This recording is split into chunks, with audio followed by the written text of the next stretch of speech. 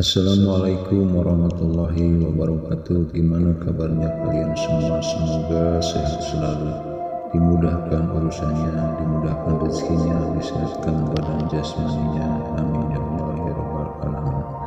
Kali ini saya akan menceritakan tentang kisah mistis yang dialami oleh seorang tukang ojek yang berada di pedesaan. Yang namanya adalah Imin. Sebagai tukang ojek yang sudah lama dia bekerja sebagai tukang ojek, yaitu dari tahun 90 sampai sekarang.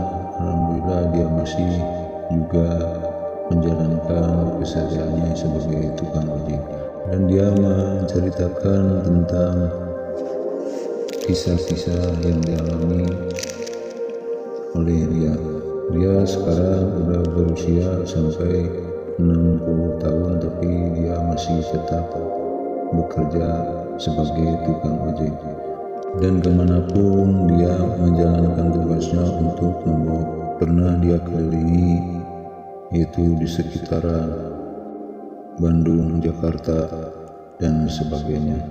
Walaupun dia kalah dengan ojek-ojek yang lain, tapi dia tetap bersemangat untuk menghidupi keluarganya sehari-hari.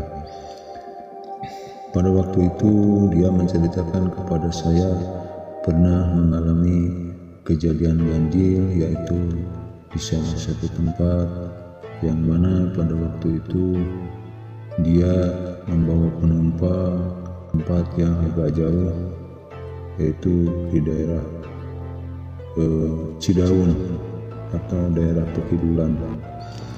Pada waktu itu dia membawa penumpang ke sana sekitar jam 6 sore. Lama kemudian dia sampai ke sana, ke lokasi penumpang tersebut itu sekitar jam 8 malam. Dan dia tidak mau tidur di sana karena dia udah terbiasa bolak-balik ke pangkalan. Ya di sana, padahal ya di sana diajak oleh yang punya rumah untuk tidur di sana, tapi dia menolak karena sudah terbiasa dia pulang malam. Yang mana perjalanan dari Cidaun atau dari Pekidulan ke lokasi dia pemangkalan itu memakan waktu sekitar 3 jam. Suatu tempat dia mengalami keganjilan, yaitu di salah satu tempat yang begitu sunyi, yaitu di hutan belantara yang begitu sangat menyeramkan. Pada waktu itu dia mengalami keganjilan karena di tengah-tengah perjalanan waktu dia ingin pulang, tiba-tiba di perjalanan dihadang oleh 2 sosok makhluk yang berbadan tinggi. Makhluk tersebut menghadang di depannya. Lalu dia berhenti sejenak sambil dia menatap ke wajah makhluk tersebut. Ketika makhluk itu berbicara kepadanya, "Hei, saya ikut pulang," kata makhluk itu. Katanya berbicara seperti itu, dan dia pun ragu karena mana mungkin orang-orang sebesar itu bisa saya bawa atau saya pangin di sepeda motor saya. Mungkin itu gak bakalan muat, kata dia begitu. Dan si makhluk itu berbicara lagi kedua kalinya kepadanya, "Wah, saya enggak, saya mau ikut pulang," katanya begitu. Dan pun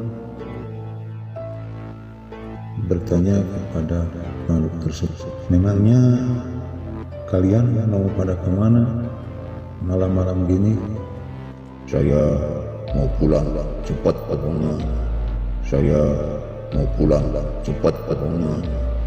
Saya harus dibawa sama kamu untuk pulang. Saya nanti bayar di tempat.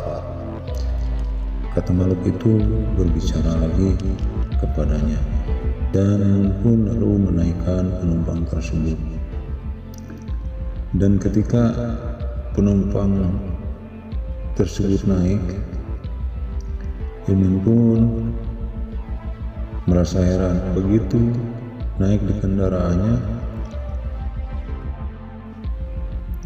malah menghilang entah kemana makhluk tersebut. Dan Imin pun hanya bisa berdoa, mungkin itu halusinasi atau apa yang dia rasakan, karena mungkin dia udah terbiasa, dia tidak menghiraukan atau merasa ketakutan karena dia udah terbiasa sehari-hari itu sebagai pekerjaannya. Lalu Imin pun melanjutkan perjalanan untuk pulang. Dia motornya secepatnya.